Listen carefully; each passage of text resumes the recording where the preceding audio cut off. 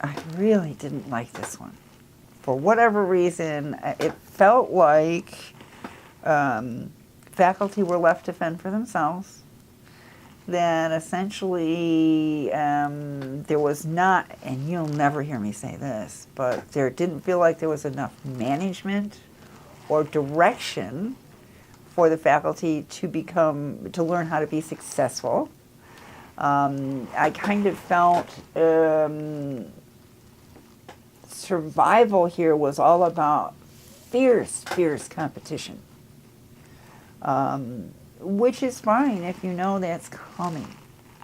If all of a sudden everything becomes competitive and you have to actually scramble for everything and you weren't trained that way, it becomes a real deficit. I also see that as resulting in some problems in terms of collegiality and cooperation within department levels. I think that everyone is simply competing more and more for fewer and fewer positions.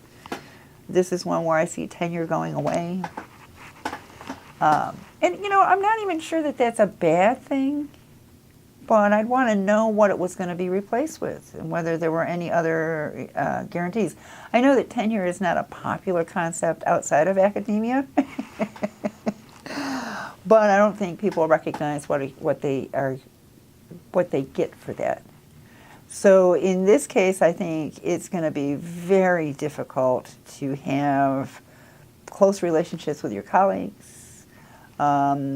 Essentially, I can see people sidling up to the administrators in order to get on their good side.